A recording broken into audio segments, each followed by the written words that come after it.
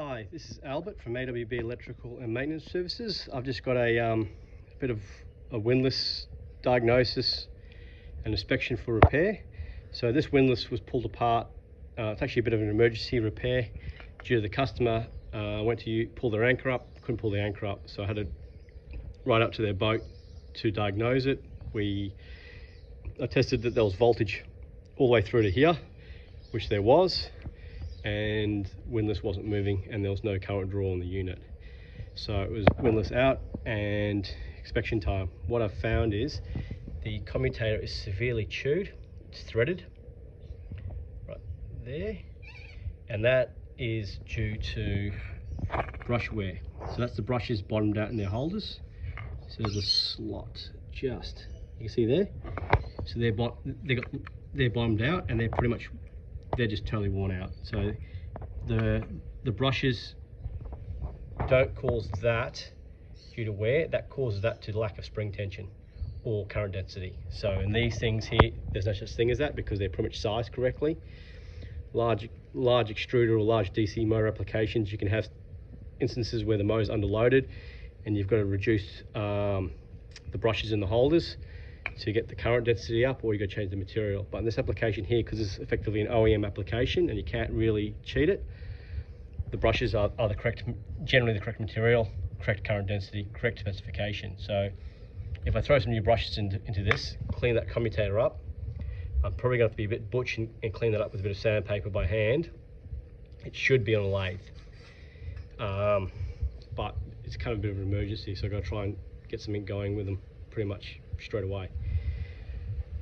But to test it, if you test for continuity from each of these poles all the way around, if you've got good continuity, that's a pass. With here, you want to make sure you've got good continuity from here through to your end of your winding and so forth, and make sure there's no continuity between these here and the metal frame and the windings have no conductivity there.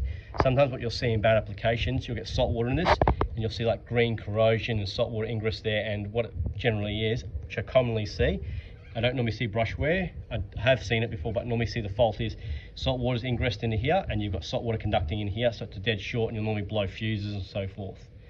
And normally with that, I'll just flush them and flush them and flush them, put them into the oven, bake them for a couple of hours, then retest conductivity. I normally use a mega on low voltage setting, but you can use a multimeter.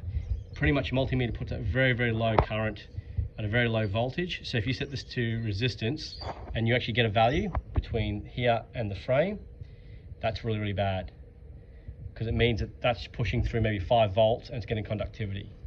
So as long as there's no conductivity on the multimeter, it's like open circuit, shows that, OL, you know that this thing will be fine to go back into service. If it's not, you just keep flushing it and baking it, flushing it and baking it, and hopefully it'll come right.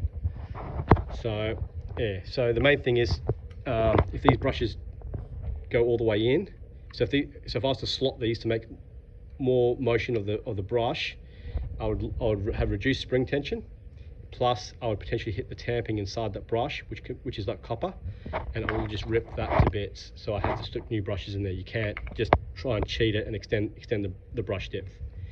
So that's the only option we have here. Hopefully that's good.